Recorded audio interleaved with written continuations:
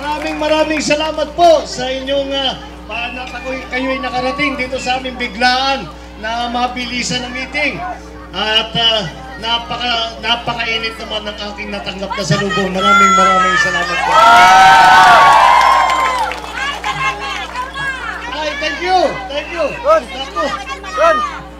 Ang tawag namin sa amin sa Ilocos Lions. Pakopya. Alam niyo po, ako ay umiikot-ikot po sa hindi lamang dito sa Quezon City, hindi lamang dito sa NCR, kung hindi sa buong Pilipinas.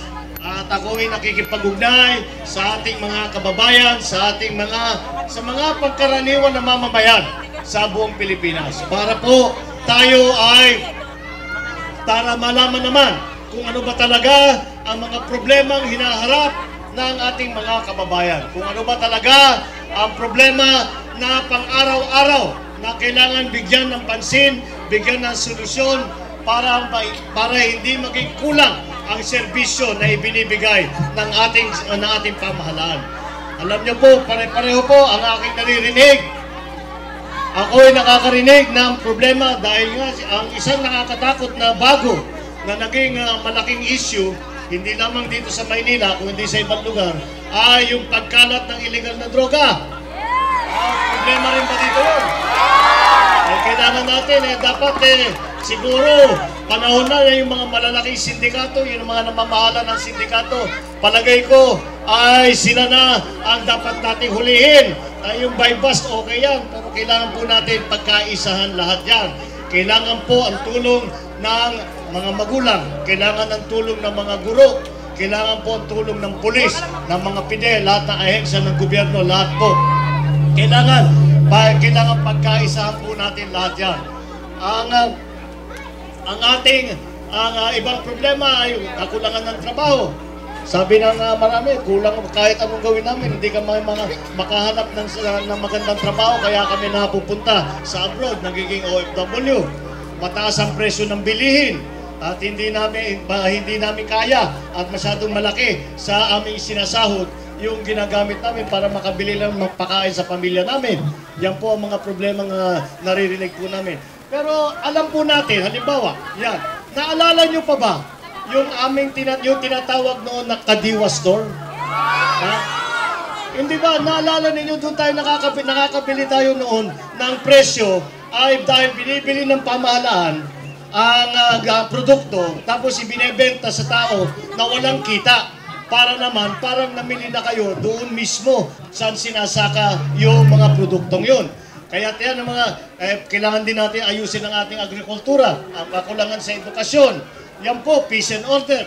Yan po lahat ang aking naririnig sa taong bayan.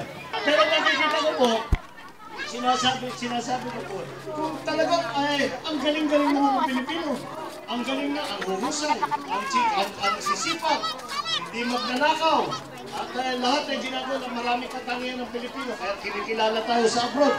Ang lahat ay kinukuha gusto Pilipino na empleyado. Bakit kung ganun, at alam natin ang sagot sa mga problema, bakit kung ang galing-galing ng Pilipino, hindi pa rin natin maaabot ang panahon na itong mga problema ito nandito pa? Sa aking pag-aaral po, sa aking pananaw, dahil kinakausap ko nga po lahat ng ating mga kababayan, ay sa aking tingin ay dahil sa nakaraang ilang taon, ang ating mga leader ay ang ginagawa ay pinag-aaway-away po ang mga magkapwang Pilipino. Pinaghihiwa-hiwalay ang grupo-grupo at inuuna ang mga sarili, inuuna ang kapakanan ng kanilang partido, lahat po na ganito. In other words po, hindi tayo nagkakaisa. Kahit po tayo ay tapat na nagtutulungan, kung iba't iba tayong grupo, kaunti na ang magagawa ng ibang isang grupo.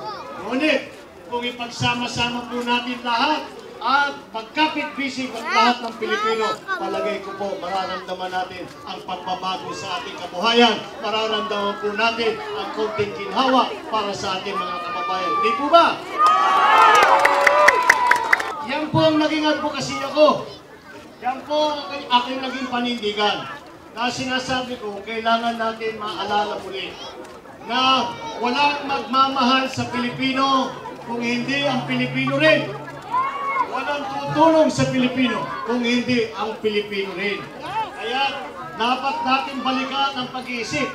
Dapat natin maalala, hindi lang po sa taong bayan kung hindi lalo na sa mga leader natin, na tayo, mga Pilipino, ay dapat magkaisa.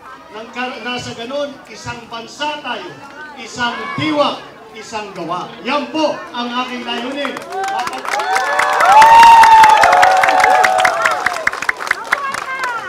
Sa pagkakaisa po, yan po lamang ang nakikita ko tanging paraan na maramdaman natin muli ang serbisyo at ang progresibo na Pilipinas.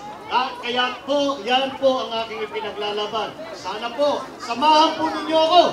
Samahan po ninyo ako sa aking pangayunin. Nasa support at sa tulong ninyo, makikita muli natin ang pagkakaisa ng Pilipinas. Makikita po natin ang mga magkapang Pilipino nagtutulungan, nagmamahalan at mababalik sa atin ang respeto hindi lamang dito sa atin sa Pilipinas kung hindi sa buong bansa na nakikita nila yan ang mga Pilipino na nagkakaisa at sila ay lumalakad taas loob kahit kanino. Yan po ang dapat natin pangarap. Yan po sa tulong ninyo. Yan po sa pagsama nito sa ating advokasya. Yan po ay makakita natin. Yan po ang pagkakaisa sa aking pananaw. Yan po ang hamon sa atin ng panahon. Yan po ang hamon sa atin ng ating republika.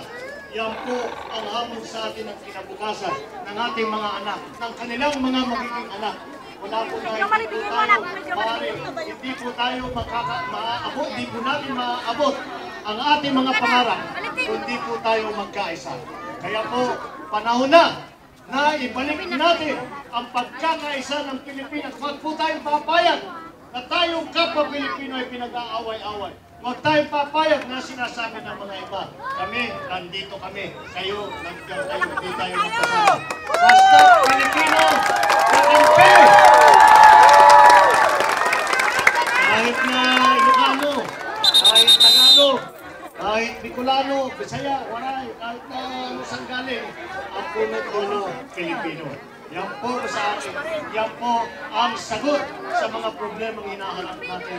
Ang isang liderato, ang isang pamahalaan na nangingilala sa tibay, sa lakas, sa galing ng Pilipino at ipinagsasama-sama yung galing, yung lakas, yung tibay na yan para sa mas maganda, para sa mas progresibo, para sa mas mabuo at masiglang Pilipino. Yan po ang ating layunin sa tulong po ninyo, mga kanta po natin ito. Maraming salamat po at magandang